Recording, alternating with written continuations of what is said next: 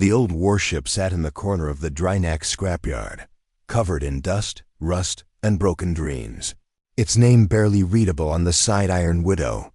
Once, it had flown in small patrol missions during the border wars, but now it was a joke. A pile of junk surrounded by spare parts and forgotten machines. Children from nearby colonies would sneak in and play on its cracked deck, pretending to shoot lasers and steer through asteroid fields. But even they stopped coming. There were newer, shinier wrecks to explore, and the Iron Widow was just boring. No one took it seriously. For 20 years, it sat untouched. The scrapyard owner didn't even bother guarding it.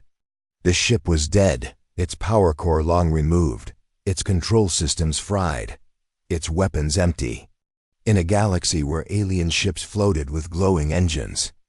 And sentient as is, this old human relic was little more than a rusted coffin in space. Then one day, a man arrived. He came quietly in a small shuttle, alone. He was tall, wore a dusty jacket, and had a scar across one eye. He didn't give his name, just showed a small, glowing card to the scrapyard keeper. The keeper looked at the card, grunted, and nodded. The man boarded the Iron Widow without a word, dragging a heavy duffel bag behind him. The ship made a sound, a creak, like it remembered something. The next day, more people came. A woman with a mechanical arm and tools strapped to her belt. A young boy with cybernetic eyes who walked with a limp. An old man with long white hair who mumbled to himself and carried a data core. They didn't talk much either. Just boarded the ship quietly, one by one. No one noticed. Not yet. Over the next week, strange things began happening. The scrapyard lights near the ship flickered at night. Strange noises came from inside the hull, grinding, humming, clicking. One night, a worker swore he saw the engines flash blue for a second, but the next day he said nothing. Who would believe him? It was just the Iron Widow, dead and gone. But inside, something had changed.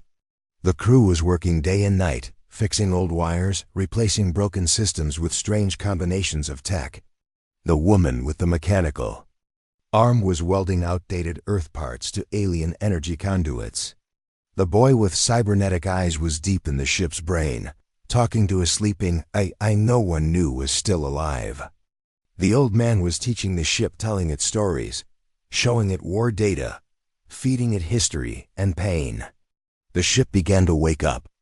Its systems, once cold and dark, blinked back to life one by one. Not smoothly, not like the newer ships. No. The Iron Widow came back rough and angry, as if remembering every battle it had lost, every commander who had left it to die.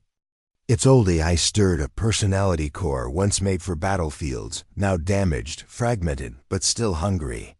It spoke for the first time in 20 years. System ... online. No one heard it except the boy. He smiled. Outside, other ships came and went from the scrapyard, people still ignoring the Iron Widow. Traitors laughed as they passed it. That thing's still here, they joked. Can't believe it hasn't crumbled yet. One alien warlord offered to buy the ship for scrap value, planning to melt it for parts. The scrapyard keeper laughed and said, "Take it, if you want, but it doesn't move." The warlord walked away. That night, the Iron Widow's main engine blinked red. Then it turned yellow, then blue. By the end of the second week, the ship could fly just barely. Its shields worked for 20 seconds at a time. Its guns could fire one shot before overheating. But still, it flew. The crew tested it quietly at night, behind the shadow of broken space stations. They didn't want anyone to see yet, not until it was ready. The man with the scar stood on the bridge, hands behind his back. The boy sat at the console, the AI whispering to him through broken speakers. The woman was in the engine room, covered in grease and sweat. The old man stared out the window at the stars, lost in thought. "We'll need to show them soon," the boy said. "Not yet," the man replied. Let them keep laughing. The ship creaked again, almost like it was laughing with them. Far away, in the galaxy's core, powerful fleets prepared for war. The Varnix horde was growing stronger, destroying colonies, hunting smaller worlds. The Galactic Council was scared. They needed every ship, every weapon. And still, no one thought to ask about the Iron Widow. It was still a joke. Still forgotten. But soon, it would burn its name into the stars. And when that day came, no one would ever laugh again. The scrapyard was quiet under the stars, but inside the Iron Widow, it was alive with work, sparks, and whispers. The crew didn't sleep much. They worked in silence, each of them focused, knowing that every bolt tightened and every line of code rewritten brought the ship one step closer to something dangerous. The woman with the mechanical arm, her name was Kara, crawled through the ship's narrow maintenance shafts. She welded old earth steel plates to sections where alien energy conductors ran like glowing veins. Most engineers wouldn't dare mix such things. It could cause short circuits, even explosions. But Kara smiled when sparks flew. She didn't follow manuals, she followed instinct. And somehow, it worked. Down in the core room, the boy, his name was Milo, sat cross-legged beside the glowing AI chamber. The core was cracked, its outer casing blackened from an old overload. Any normal AI would have been dead. But this one wasn't normal. It was military grade, built during the Human Expansion War. Its personality chip had fused with an old pilot's neural log, someone named Captain Rice. That strange merge gave it emotions, opinions, and something rare in is pride. AI still had trouble speaking clearly. Its voice cracked. Sentences came slow, broken, but it was learning again. Hello.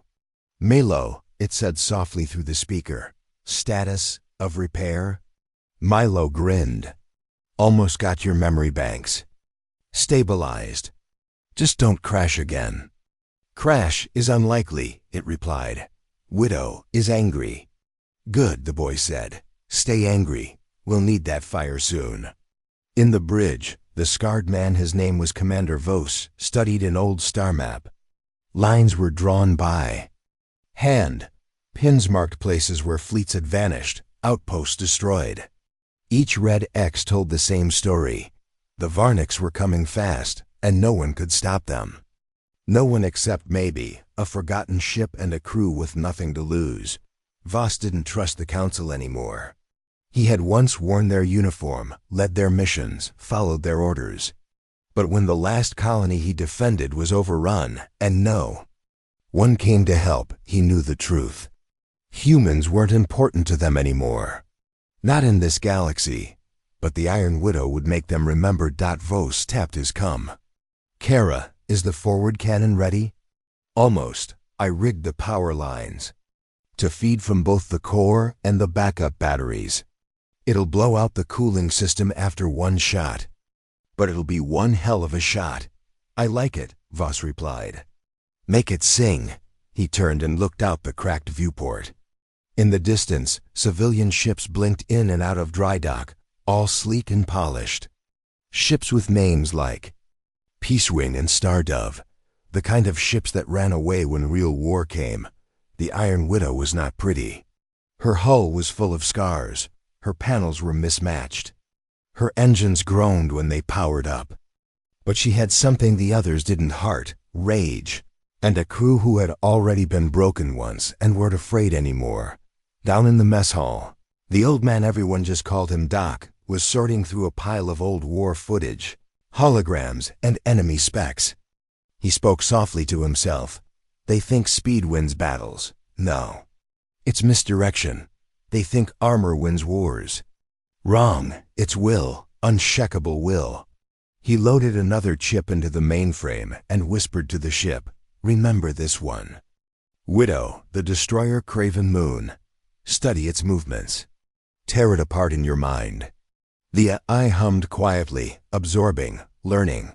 Outside the scrapyard, a scout ship flew past.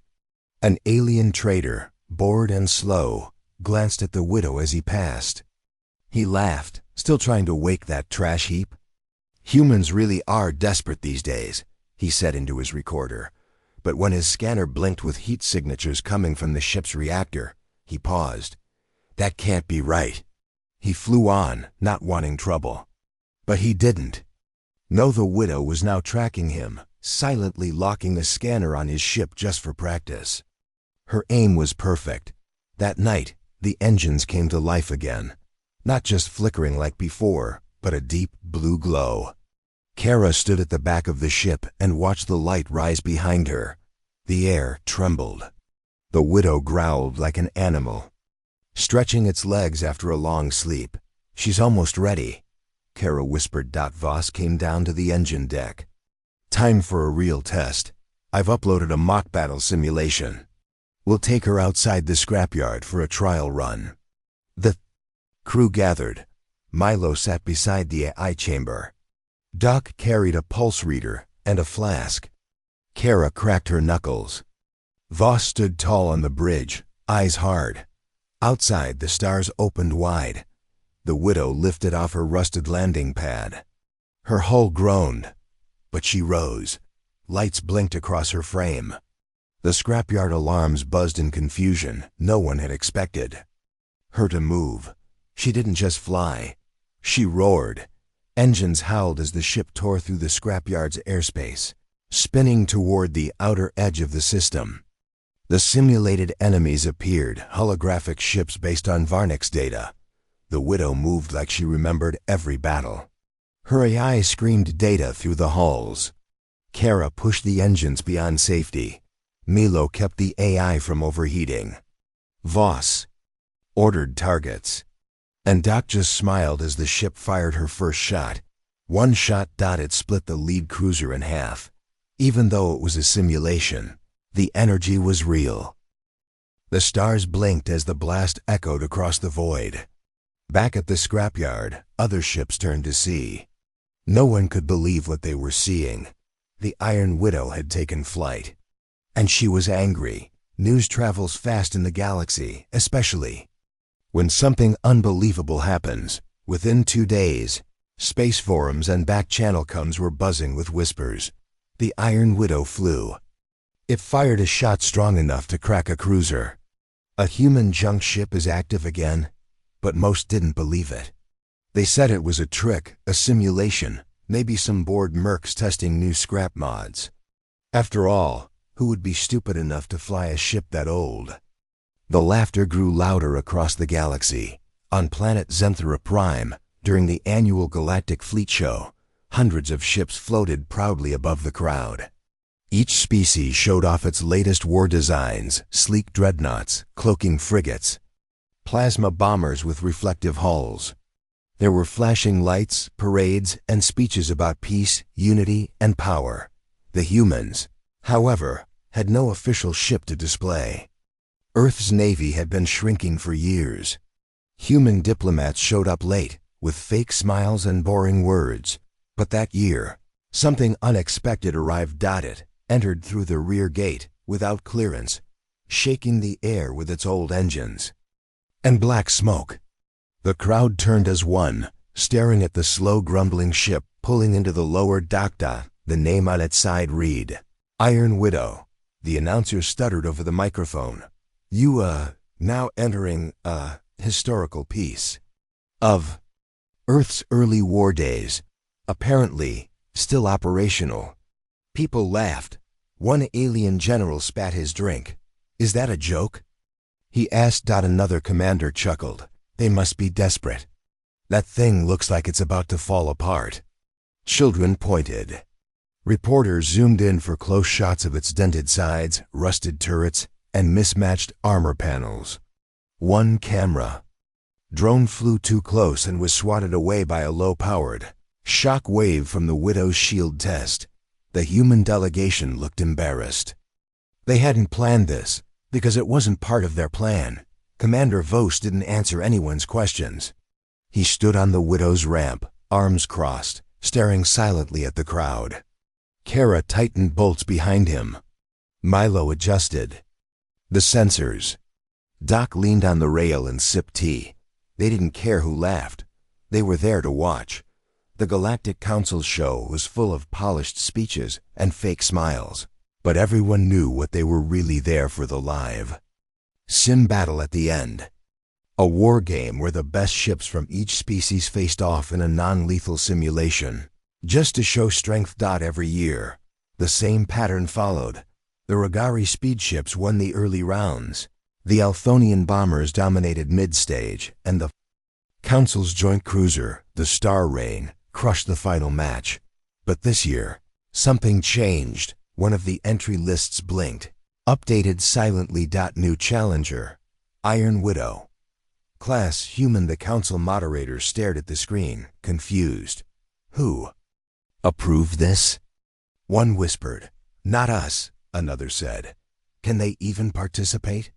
That thing's ancient, but it was too late. The Widow had already been confirmed. And the rules said once listed, a challenger must be allowed to fight. The first match began. The crowd leaned forward, ready to enjoy the show and laugh when the Widow was destroyed in under a minute. It didn't happen that way. The Iron Widow didn't move at first. She just floated there, slow and quiet. The enemy ship, a sleek training interceptor from the Valti clan, darted forward, spinning, firing fake lasers designed to count hits for scoring. The Widow didn't dodge. She waited. Then, 1 second before the Valti ship reached her side, she spun. The crowd gasped. Her hull seemed slow, but every move was exact. Her side cannons rotated and fired. In the simulation field, the Valti ship's shields cracked. It spun out of control and exploded in light. The announcer stammered again. Victory goes to the human ship, Iron Widow. Some clapped. Most were silent. In the second round, the Widow faced 2 ships, a dual assault pair from the Martique system, faster, stronger, sleeker. But the Widow had something else. Milo and the AI worked together like one brain. The ship predicted every enemy move. It used its old body like a chess master used a board. Slow but deadly. The twin ships were down in under 3 minutes. No one laughed this time. By the third match, reporters were flooding the broadcast with theories. Did Earth sneak in a secret weapon? Is the Iron Widow more advanced than she looks? Who are these people flying her? The human delegation finally realized what was happening. The Council sent a message to Voss. Withdraw. You've made your point. He didn't reply. In the final match, the Iron Widow faced the Star Rain, a multi-species cruiser, the pride of the Council. 5 times larger. Equipped with Mach antimatter pulses, solar flare cannons, and a defense shield built from 6 nations. The Widow, old and creaking, floated before it like a shadow from the past. The battle began. The Star Rain opened fire. The Widow disappeared. Not with a cloak, but a raw engine burst so sudden, she vanished from radar for 2 seconds. She reappeared behind the Star Rain, fired her modified cannon, and though it was a simulation, the result was shocking. The Star Rain's left side was marked destroyed. Then the Widow vanished again, then reappeared, then fired. By the end, the Star Rain had taken 5 simulation hits to 1. And the winner was clear. The arena was silent. The joke ship had 1. And the galaxy didn't know how to respond. The galaxy didn't get time to laugh or praise. Because the very next day, the sky turned red. Zenthara Prime was supposed to be safe. The Galactic Fleet Show happened there every year because of its strong defense grid and neutral position. But no one expected an enemy to appear during the celebrations. Not the Council. Not the spectators. Not even the proud captains who floated above the world in their shining ships. But the Varnix horde didn't care about pride. Their ships dropped from hyperspace like black arrows in a blood sky. 20, 40, then hundreds. Their fighters roared toward the surface, cannons glowing, screaming past the stunned security systems. The crowd on the ground screamed and ran. Fire lit up the sky. Explosions shook the air. Buildings cracked. Drones dropped from the sky like Dead flies. Panic spread like lightning. Council guards tried to form defense lines, but they weren't ready. Their ships were powered down for the show, and some of them were only mock-ups decorated, but unarmed. Captains scrambled, shouting orders, trying to bring systems online. Some failed. Some got hit before even starting their engines. And in the middle of this chaos, floating calmly in the smoke above the landing docks, was the Iron Widow. Her rusty armor gleamed in the light of explosions. Her engines hummed softly. Her old cannons were already warmed out inside. Commander Vos stood on the bridge, completely still. He didn't blink. "Status," he said. Milo answered from the control panel, voice tense. "AI is locked on 22. Incoming targets. We've got full charge in primary weapons. Shields are not great, but up." Kara shouted from the engine room, "I overclocked the backups. You've got 3 bursts of max speed. Use them wisely, or we fry the core." Doc sipped from his flask. "I'd say it's a good day to make history." Vos gave a single nod. "Fire at will." The Iron Widow launched forward like a dragon waking up. She didn't fly smoothly like the others. She shuddered, roared, and threw herself into the sky with purpose. She wasn't just moving, she was hunting. The first Varnic strike ship spotted her and locked missiles. Too slow. The Widow's side cannon swiveled and let out a thunderblast of energy, tearing the enemy fighter apart in one hit. The explosion lit up the clouds. A second Varnic ship dove from above. This time, the Widow rolled clunky, wide, but with force. Her rear cannons opened fire, spitting twin lasers that sliced through the attacker's wings. It spiraled and slammed into the dock below. Across the city, Council ships were still struggling to get airborne. The show had left most of them in display mode, shields off, weapons disabled for safety. They weren't ready, but the Widow had never turned off. The people who once mocked her now watched in silence. Civilians hiding in bunkers saw her through video feeds. Soldiers wounded in the first wave whispered her name like a prayer. Iron Widow, the scrapyard ghost, the ancient warship that wasn't supposed to fight ever again, was now holding the sky. The Varnics quickly noticed. One of their command frigates sent out a burst signal. "Destroy the human relic. It's interfering." 5 enemy ships broke formation and closed in on the Iron Widow, moving in a half circle to trap her. Vos saw them coming. He smiled. "Play dead," he said. Milo shut down external lights. Kara cut power to the forward engines, making the ship drop slowly like it was wounded. The Varnic ships bought the act. They rushed in, ready to finish it. Then the Widow came alive. Engines flared. Cannons fired in 4 directions at once. Her AI calculated the movement of each enemy ship, predicting them down to the second. The first 2 exploded in a flash. The third dodged left, exactly where a mine launched from Kara's secret port was waiting. Boom. Only 2 escaped the trap. They turned and fled. The Widow didn't chase. She turned toward the largest Varnic ship in orbit, a command carrier with black hull armor and a skull-like front. It was responsible for the strike. The Widow knew it. The crew fell quiet. Even Doc stopped sipping his drink. Kara whispered, "That's suicide." Milo looked at the readings. "Their shields are full. If we go head-on, Vos cut them off. Then we don't go head-on." He gave the AI a direct command. "Run Shadow. Spiral 6. Use old Earth war patterns. Confuse them. Cut between signal clouds. Drop comes. Silent run." The AI responded with just 2 words. "Confirmed hunting." The Iron Widow vanished from radar. The command carrier scanned wildly, releasing drones and sensors, but none could lock on. The Widow approached low, hiding in the heat shadows of burning ships, moving like smoke through fire. Then she struck. 1 shot from her rebuilt forward cannon, supercharged with both the core and backup systems. The energy beam punched through the lower hull of the Varnic's command ship. Not enough to destroy it, but enough to cripple it. Its shields went down. Its command systems blinked. And that was all the Council ships needed. The remaining fleet, finally powered up and no longer blind, launched an organized counterattack. With the command ship weakened, the rest of the Varnix fleet lost coordination. They scattered. Some jumped to hyperspace. Some fell. The rest were hunted down. Within an hour, the sky was clear. The battle was over. And floating in the middle of the broken battlefield, cracked but standing strong, was the Iron Widow. She had taken hits. Her hull was scorched. Her cannon smoked. But she did not fall.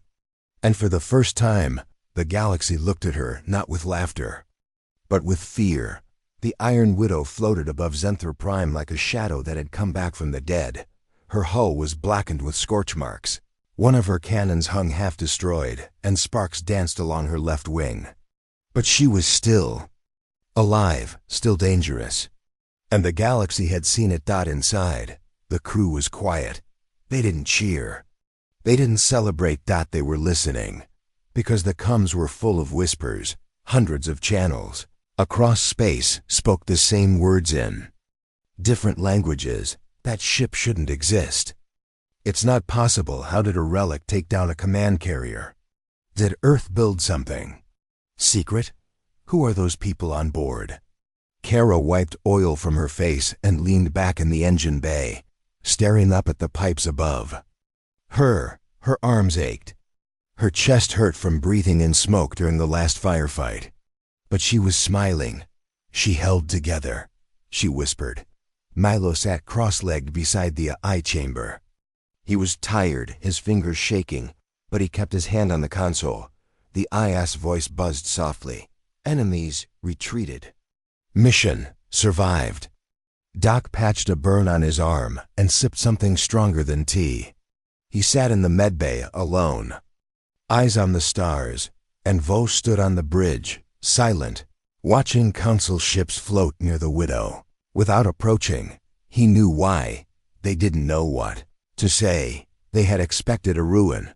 They got a weapon, and weapons make people nervous. Council shuttle finally made contact. It hovered 50 meters from the Widow, not daring to dock. On screen, a well-dressed ambassador appeared. Her face was clean, smooth, but her eyes showed fear. Commander Voss, she began slowly, you and your crew acted with incredible bravery. The Council thanks you. Voss didn't smile. Is that so? Yes, and we request your attendance at the High Assembly. We'd like to speak about possible inclusion into our elite defense network. Perhaps a formal return to service for you. Resources, full backing. Melo raised his eyebrows. Kara groaned. Voss stared at the screen. You didn't want us yesterday. That was before you destroyed a Varnix command ship. You watched Earth fall behind, Voss said coldly. You left our colonies unprotected. You laughed at us. The ambassador hesitated. We had limited resources. So do we, he said. But we built this from junk. She didn't. Respond. Voss ended the call. The screen went black. The other crew members didn't question it. They knew what Voss was doing. This wasn't about medals, or status, or glory. It never was. This was about respect. And now, the galaxy was listening. Later that day, across news feeds, the Iron Widow was everywhere. Headlines screamed in bold letters, "The ship that refused to die." Ancient human warship defeats modern enemy fleet. Galaxy's laughter turns to fear. Some called the Widow a miracle. Others called her a threat. Some wanted to invite her into official fleets. Others wanted her destroyed before she became too powerful. But she had already done what no one thought possible. She had made people afraid of Earth again. The next few days passed in tense silence. Iron Widow floated just outside Zenthora's orbit, alone. Not one ship dared get too close. Not Council cruisers. Not trader vessels. Not even pirate scouts. It wasn't just fear. It was uncertainty. Everyone wanted to know, what else was this ship hiding? And where would she strike next? Inside, the Widow was being repaired. Slowly, painfully, Kara worked around the clock replacing melted circuits with parts from scavenged enemy wreckage. Malo installed a small stealth module taken from one of the fallen Varnic scouts. It wasn't perfect, but it worked. Kept injecting small upgrades into the old war memories, ship blueprints, enemy patterns. The Eye was learning fast. Too fast. She's remembering things she was never designed to remember, he muttered one night. Is that good or bad? Nobody answered. Even the AI stayed silent. Voss stood at the window, arms crossed, eyes distant. He wasn't thinking about the council. He was thinking about the map on his datapad. It was marked with red dots. Human colonies that had been lost in the past 10 years. Places where the council had refused to send help. Outposts that had screamed for support, then gone dark. He tapped the screen slowly. One colony, Tarnus IV, had been raided 2 months ago. Survivors still sent weak signals, begging for aid. No one answered, but the Widow could go. Voss made his choice. That night, he called the crew to the bridge. We're not joining the council, he said simply. We're not fighting for anyone's flag. Then what are we doing? Kara asked. Voss pointed to the map. We're going where they didn't, colony by colony, one by one. We'll protect who we can. We'll show them that humans don't need permission to fight back. Milo looked up from his console. What about the Varnics? Voss smiled, just a little. If they come again, we'll be ready. The Iron Widow's engines began to glow. She turned slowly from the world below, leaving behind flashing lights, council banners, and fake applause. The galaxy had already seen what she could do when ignored. Now it would see what happened when she chose her targets. The Widow wasn't just back. She had a purpose, and she was going to ward out the stars stretched out before the Iron Widow like an ocean of darkness, cold and endless. Her engines glowed quietly as she moved through the outer rim, away from the noise, away from politics, away from anyone who might try to stop her. She was heading toward Tarnus IV. It was a small human colony, once home to farmers and builders. Now, it was mostly ruins, with weak distress signals still reaching the edge of nearby systems. No council ship had answered those signals. They were too busy protecting rich planets, trading routes, and their own pride. But the Iron Widow was not a council ship. She was something else. Inside, the crew worked in silence. Each person had their task. Kara was deep in the engine bay, fine-tuning the heat vents. The last battle had pushed the cooling system near the edge. If she didn't fix it now, the next full burn could blow the engines apart. Malo was updating the Widow's targeting systems using salvaged Varnics code. It was risky. Enemy tech sometimes fought back, but Milo was careful. He moved like a boy solving a puzzle, fingers dancing across his console. Doc spent his time near the AI core, feeding it more data battle plans, enemy languages, human tactics from 100 years ago. The AI didn't speak much anymore. It had grown quiet, deep, calculating. Some said it was evolving. And Voss stood on the bridge, watching the stars. He had a scar down his cheek, but it was his eyes that showed the real damage. They were hard, focused, and filled with something colder than anger. Purpose. He didn't speak unless needed. He didn't waste words. He only gave orders when it was time to act. As they neared Tarnus IV, the crew saw the first signs of destruction. Floating wreckage, pieces of civilian ships, a broken satellite spinning slowly in the dark, its lights dead. They passed a life pod with claw marks on the outside. No one was inside. Kara's voice came over the speaker. We're not too late. But we're close. Milo looked at the data. There are still life signs on the surface. 27, maybe less. They're hiding under the mining ridge. Probably don't have food or clean water left. Any sign of the Varnics? Voss asked. Not close, Milo answered. But they left a drone behind. It's watching from orbit. broadcasting fake messages to scare off help. Voss narrowed his eyes. "Take it out." The Widow turned smoothly. Her cannon fired once, silent and deadly. The drone exploded without a sound. Down on the planet, the survivors saw the blast from their hiding place. For days they had heard nothing but silence and static. Now a spark of light had appeared in the sky, followed by a soft message on their broken comms. "This is the Iron Widow. We are here." Hope. One word. But it was enough to make people cry. Back on the ship, the crew prepared to land. Voss gave the order. No hero speeches, no banners. "We land, protect, rebuild what we can, then move on." Doc nodded. "Still, we should expect trouble." "We always do," Kara said, wiping her hands. They broke atmosphere fast, dropping low under the clouds. The land was burned, blackened soil, shattered buildings, smashed greenhouses. Smoke rose from a broken cum tower like a final breath. The survivors were huddled in an old mining shaft. Children, elders, engineers, farmers, all thin, all tired. When the Iron Widow landed near them, some thought it was the return of the enemy. Then they saw the human flag painted over the rusted hull. They ran toward it. Voss stepped out first, tall and calm, no medals, no armor. Just a man with a voice that meant business. "We're not here to stay, we're here to help." The colony leader, a woman with a missing eye and a child in her arms, stepped forward. "Why now?" she asked. "Why not weeks ago?"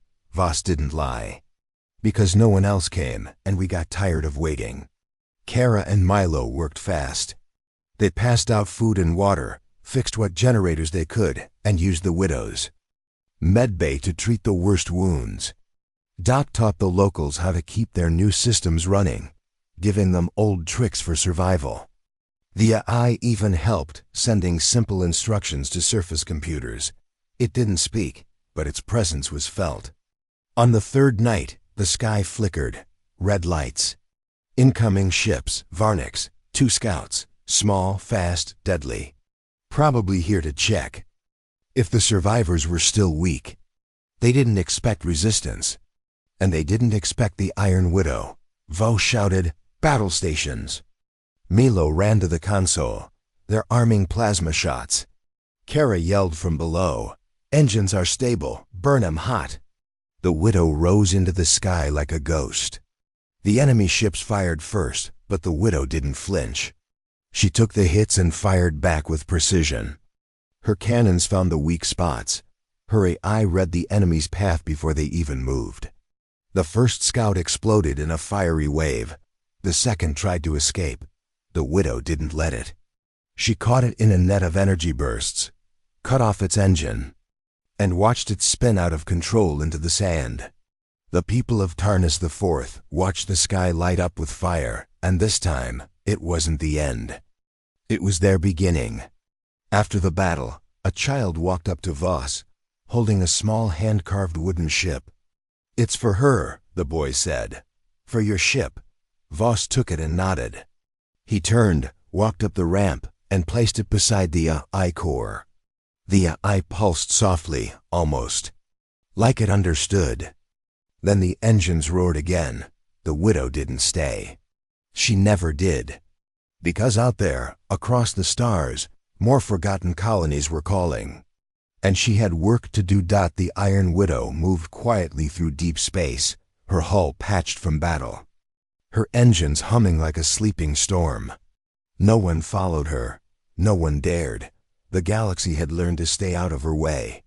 Inside, the ship felt different, not just repaired but alive.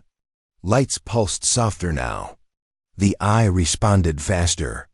The crew could feel it in their bones. The ship didn't just obey commands. She understood them. She wasn't a tool anymore. She was a partner. Since leaving Tarnus IV, the Widow had saved 2 more colonies. One was a mining station under siege by raiders. The other was a science lab abandoned after an alien virus outbreak. In both cases, she fought. She protected. She won. And every time she left without asking for thanks. But someone had been watching. At first, it was just a rumor. A ship unregistered, unmarked spotted once on long-range scanners. Then again, weeks later, near a dead system. Always at the edge. Always silent. Then Kara noticed strange signals. Coming from their outer sensors. Tiny spikes. Just enough to mean one thing. They were being followed. "Whoever it is, they're smart," she said to Voss, wiping oil from her hands. "They stayed just outside our scans, like a shadow." Milo frowned. "It's not pirates. Pirates don't wait. And it's not Varnic's tech. I checked the signal pattern. It's too clean." Doc said nothing. He just poured himself tea and stared at the wall. Voss narrowed his eyes. "Council?" "Maybe," Kara said. "Or worse.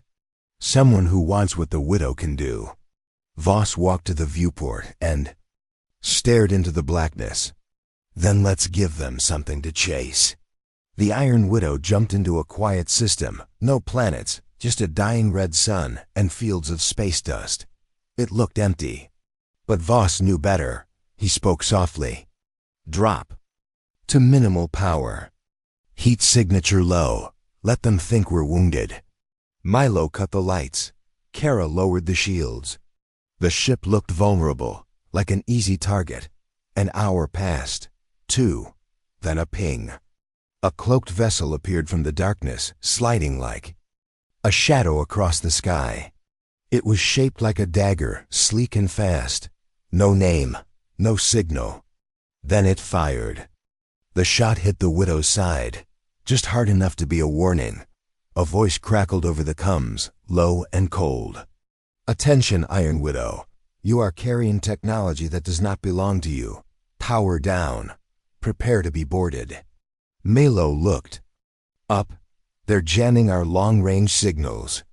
Kara growled. Should have known someone would come for the AI. Doc stood slowly. "Let's show them why that was a mistake." Voss didn't speak. He simply pressed one button. "Activate trap protocol." The widow's outer hull burst with light. Fake panels fell away, revealing hidden turrets. Shields flared to full. And from her belly, a pulse wave spread out, crashing into the shadow ship and killing its cloak. The enemy ship twisted in space, caught off guard. But they were fast. Too fast. 3 drones launched from its side, targeting the widow's engines. Milo shouted, "They're trying to disable, not destroy." "They want her alive," Kara said. "Probably want to take her apart." "Over my dead body," Voss said, stepping into the command seat. The widow spun into motion, her old body groaning but ready. She moved like a brawler, not graceful, but full of fire. Her cannon struck the first drone, turning it to dust. The second dodged but ran into a burst mine Kara had secretly installed on the outer fins. It exploded in white light. The third was smarter.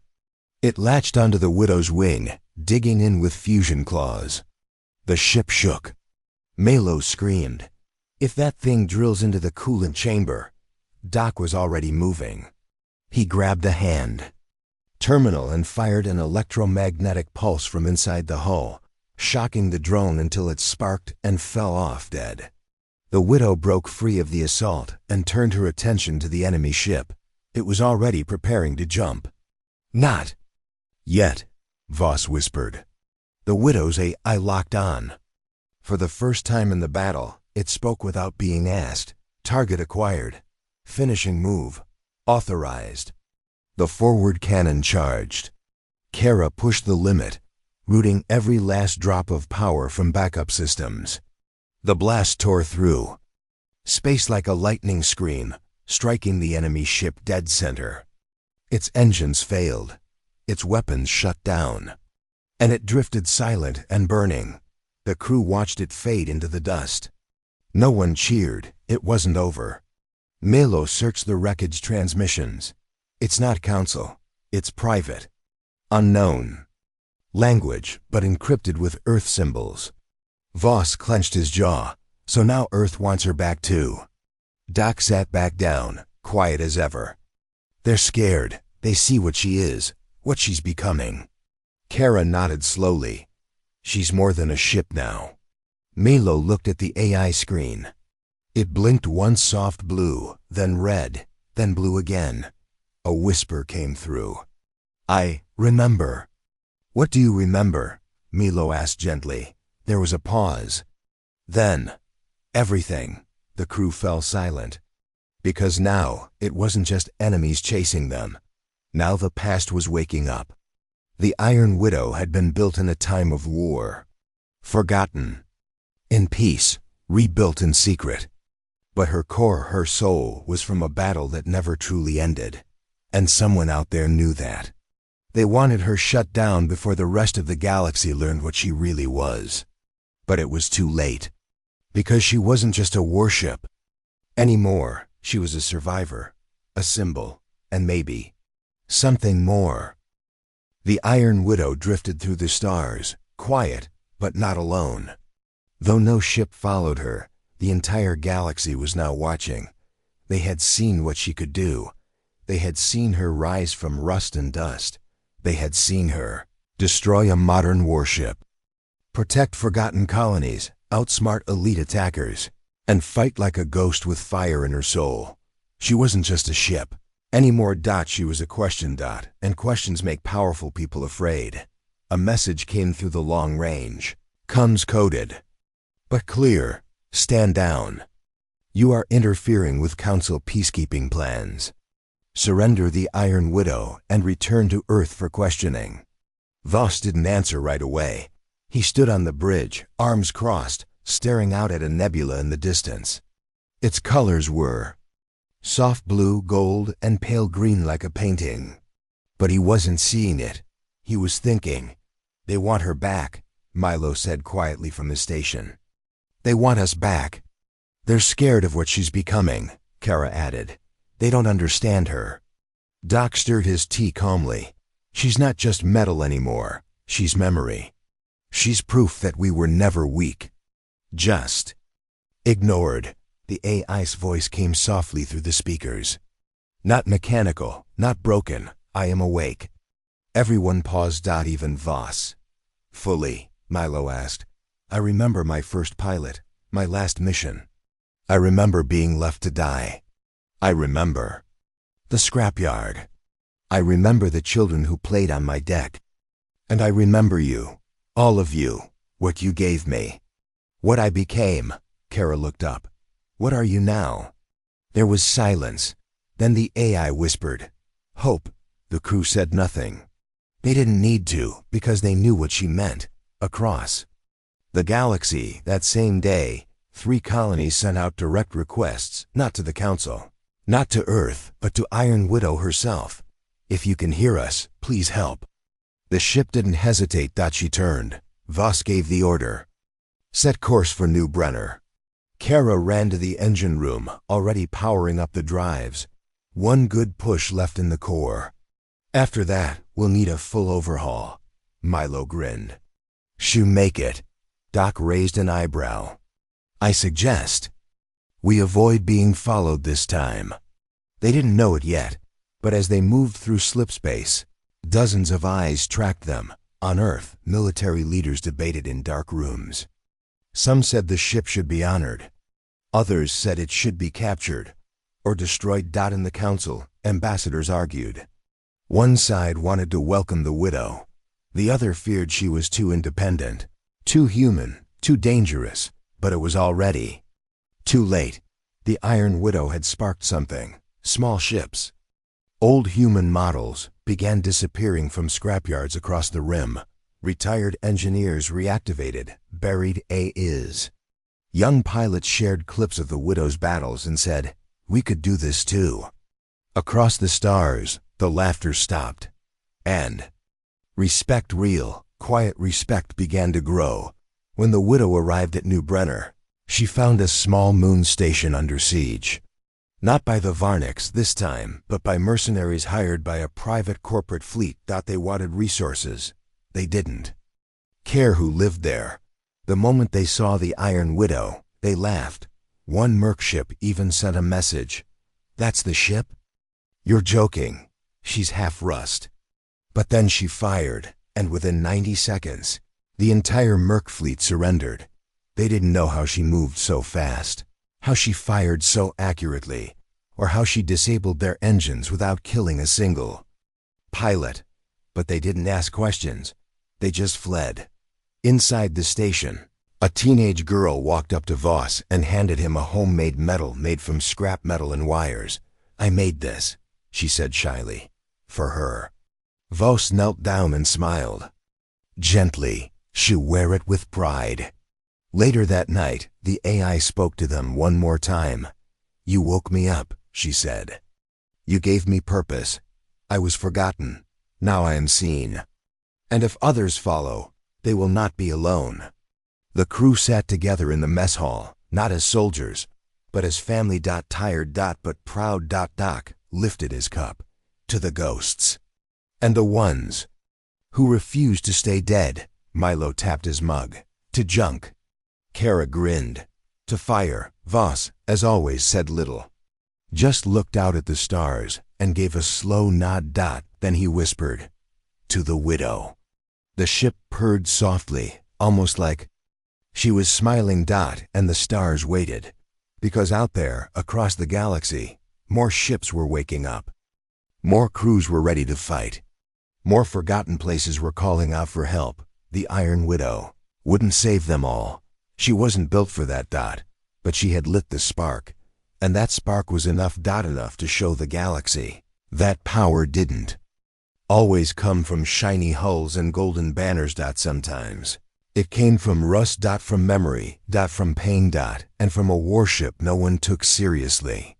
Until she obliterated everything that stood in her way.